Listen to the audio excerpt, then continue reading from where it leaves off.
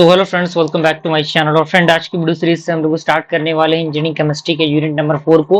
अभी तक हम लोगों ने 3 यूनिट को अच्छी तरीके से डिस्कस कर लिया है।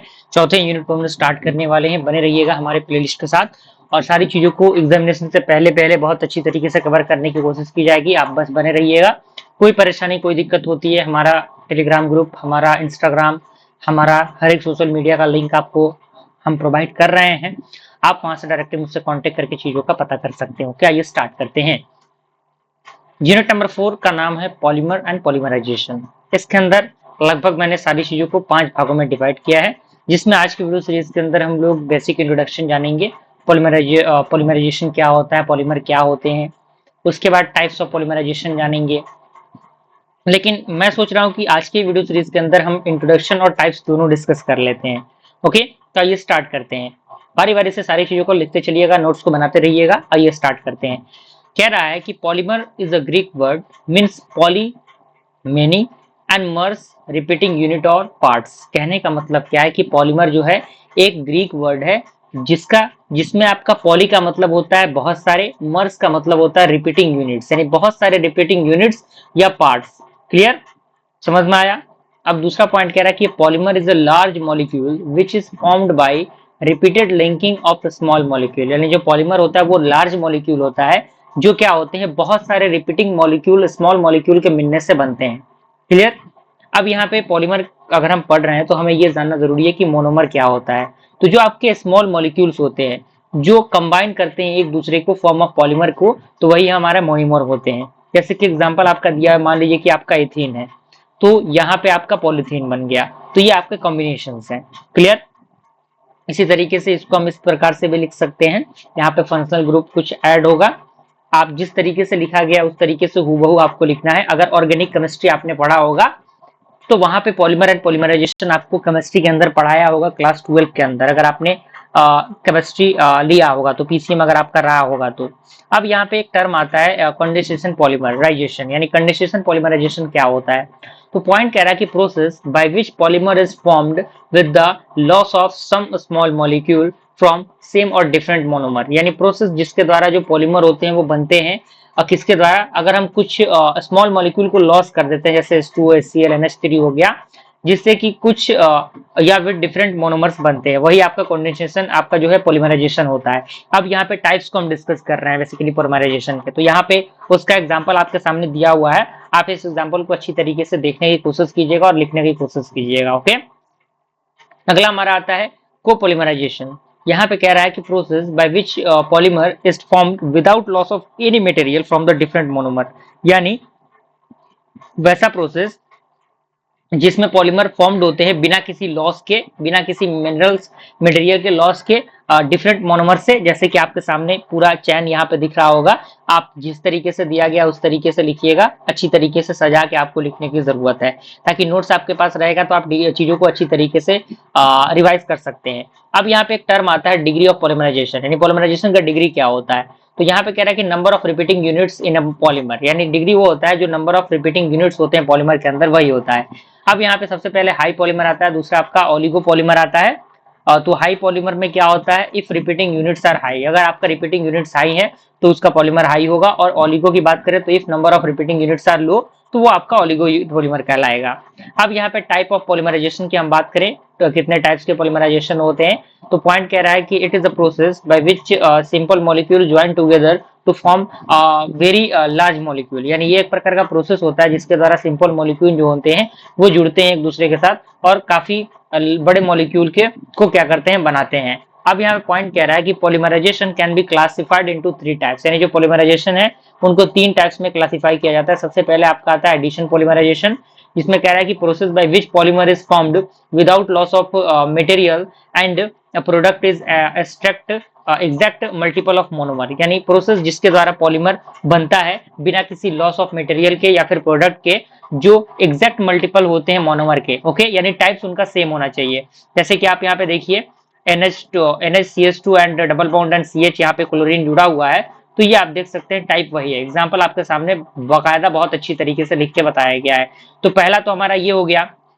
क्लियर। तो पहला हमारा टाइप ऑफ पॉलीमराइजेशन में एडिशन पॉलीमराइजेशन हो गया। अब इसी के अंदर एक टर्म आता है क्लासिफिकेशन ऑफ पॉलीमर, यानी पॉलीमर कितने टाइप के होते हैं। तो अलग अलग टाइप के पॉलीमर को अलग अलग भागों में बांटा गया है। सबसे पहले आपका पॉइंट कह रहा है कि polymer can be classified by several ways, यानी जो पॉलीमर होते हैं उनको अलग अलग तरीकों से क्लासिफाई किया जाता है। अगर हम बात करें ओरिजिन के बेसिस पे तो नेचुरल और सिंथेटिक होते हैं, जिसमें कह रहा है कि ऑब्टेन फ्रॉम नेचर, यानी जिसको नेचर से लिया जाता है, जैसे प्लांट एंड एनिमल्स, जैसे आपका स्टार्च हो गया, सेलुलोज हो गया, नेचुरल रबर हो गया, ये सारे नेचुरल क्या है पॉलीमर के एग्जांपल हैं। दूसरा हमारा था सिंथेटिक, जिसको ह्यूमन बीइंग के द्वारा लेबोरेटरी में उसको तैयार किया जाता है, जैसे ईवी ये सॉरी पीई हो गया, पीवीसी हो गया, पीएमएम हो गया। ओके, ये सारी चीजें। दूसरा हमारा आता है on the basis of chemical structure. Chemical structure के आधार पर पॉलीमर को दो भागों में बांटा गया है, होमोपॉलीमर एंड कोपॉलीमर। तो होमोपॉलीमर में कह रहा है कि monomer are same and identical, यानी इसके अंदर जो मोनोमर होते हैं सेम और आइडेंटिकल होते हैं, जैसे कि आप देख सकते हैं ए आपको सिमिलर दिख रहा होगा। दूसरा हमारा आता है कोपॉलीमर, कह रहा है कि मोनोमर आर डिफरेंट, यानी इसके अंदर जो मोनोमर होते हैं डिफरेंट हो, जैसे ए बी ये अलग अलग है। अब यहाँ पे हमारा तीसरा आता है on the basis of functionality, यानी फंक्शनैलिटी के आधार पे। तो सबसे पहला पॉइंट क्या है कि the number of reactive sites in a monomer is called its functionality, यानी जो नंबर ऑफ रिलेटिव साइट्स होते हैं मोनोमर के अंदर वो उसके फंक्शनैलिटी कहलाते हैं। जैसे एग्जांपल यहाँ पे देखिए, यहाँ पे CH2 डबल बॉन्ड CH2, तो ये एथिलीन मॉलिक्यूल है जिसके पास दो रिएक्टिव साइट्स हैं, जो क्या है इट इज बाइफंक्शनल। यहाँ पे आप देख सकते हैं ये बाइफंक्शनल है। अब यहाँ पे देख सकते हैं पहला आपका बाइफंक्शनल है, जिसमें कह रहा है कि मोनोमर अटैचमेंट इन स्टेट मैनर, यानी इसके अंदर जो मोनोमर है वो एक स्टेट मैनर में रहता है और ये वेल पैक्ड रहता है, और इसका हाई आपका मैपिंग पॉइंट और टीएस और डेंसिटी रहता है। और एग्जांपल आपका पीई है, पीएस है। दूसरा हमारा आता है ट्राई फंक्शनल, जिसे हम लोग ब्रांच चेन कहते हैं। तो ये स्टेट मैनर में होता है और अलॉन्ग होता है with the branch change, and gapping present होता है, यानी इसके अंदर गैपिंग रहता है मॉलिक्यूल्स के बीच में। एंड इसका जो डेंसिटी होता है मैपिंग एंड टीएस का लो होता है। एग्जांपल आपका ग्लाइकोजेन है, स्टार्च है। तीसरा हमारा है पॉलीफंक्शनल एंड क्रॉस लिंक्ड, तो इसमें कह रहा है अटैच्ड इन मैनर, यानी ये अटैच्ड होता है एक बेहतर मैनर में। और थ्री डायमेंशनल स्ट्रक्चर ये होता है, hard and still and greed होता है, रिगिड होता है। और इसके अंदर एग्जांपल है बैकलाइट हो गया, मेलिमीन हो गया। Clear? On the basis of किस पे था, ये फंक्शनैलिटी पे था।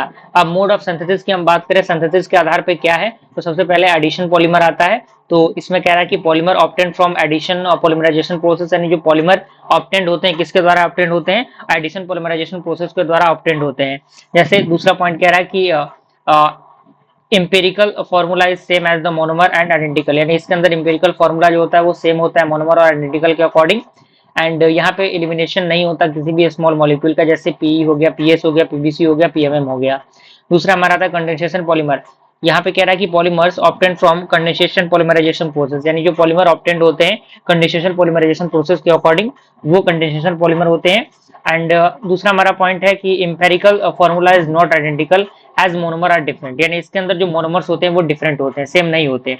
और दूसरा पॉइंट कह रहा है कि elimination of small molecule like H2O, HCl, NH3, यानी इसके अंदर जो स्मॉल मॉलिक्यूल्स होते हैं उनका एलिमिनेशन होता है, जैसे हाइड्रोजन डाइऑक्साइड हो गया, एंड हाइड्रोजन क्लोराइड हो गया, अमोनिया हो गया। इसका एग्जांपल जो होता है वो नाइलन 6, नाइलन 66 और बैकलाइट, ये जो है आदि इसके क्या है एग्जांपल है कंडेंसेशन पॉलीमर के।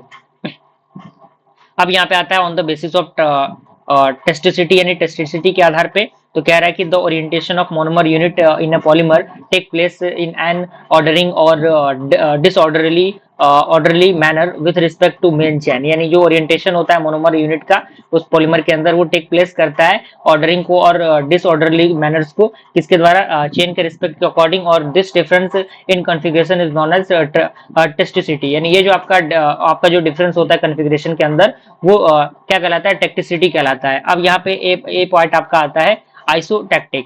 तो यहाँ पे जितने भी फंक्शनल ग्रुप होते हैं वो अटैच्ड होते हैं सेम साइड ऑफ चेन, यानी एक ही साइड में उस चेन के अकॉर्डिंग अटैच रहते हैं, जैसे कि ग्लूकोज हो गया।